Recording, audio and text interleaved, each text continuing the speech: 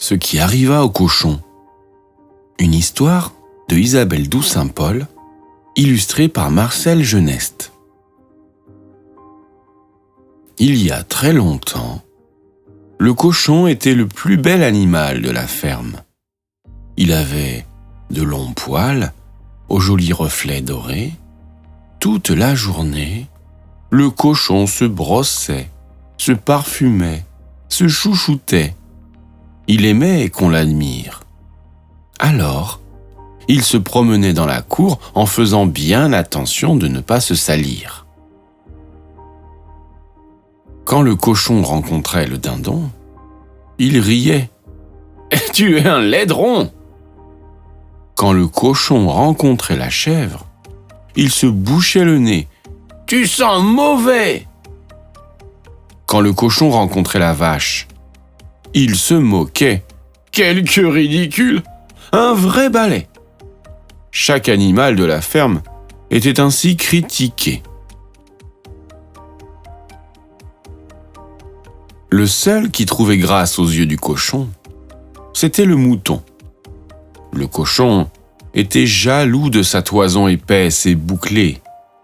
Il soupirait. « Si j'avais des poils frisés, je serais encore plus beau. Le mouton doit avoir un secret. » Alors, le cochon espionna le mouton.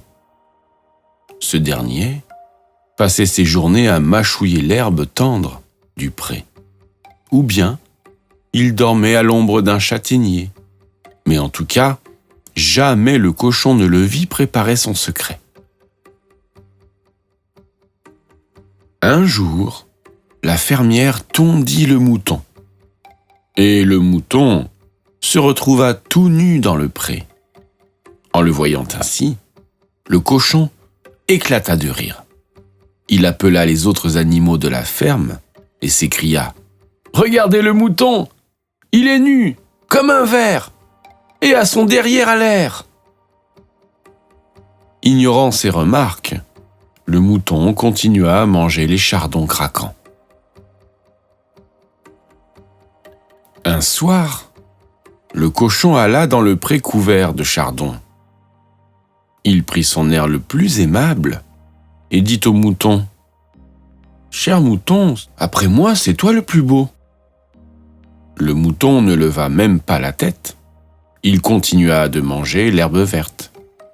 Le cochon lui dit sur le ton de la confidence « Pour avoir des poils si frisés, tu dois avoir un secret de beauté. Confie-le-moi, et je serai ton ami pour la vie. » Le mouton avala un délicieux chardon. Il regarda le cochon avec ses doux yeux bleus et déclara « Cher ami, tu as raison. J'ai un secret pour avoir une toison frisée. Voilà, à minuit, quand tout le monde dort, je me couche dans le fumier. Puis, je mets des bigoudis sur mon corps entier.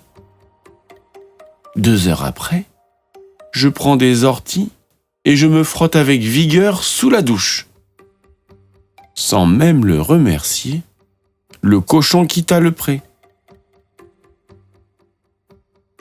À minuit, le cochon plongea dans le fumier. Puis, il mit des bigoudis du museau au bout de la queue.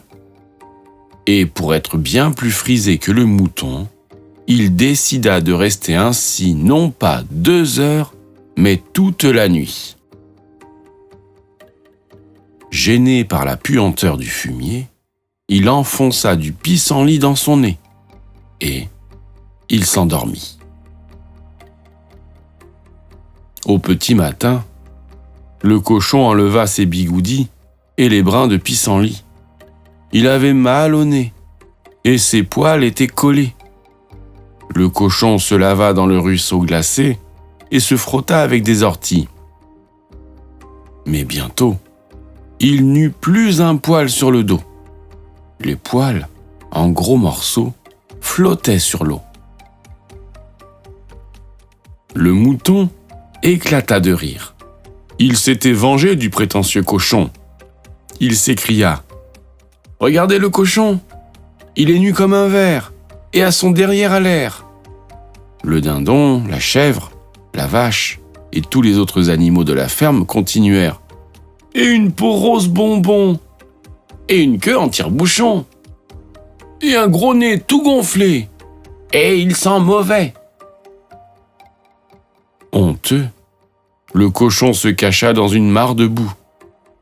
Bientôt, sa peau fragile se couvrit de gros boutons d'urticaire qui le grattèrent. La peau pela et les poils ne repoussèrent plus jamais. Voilà ce qui arriva au cochon.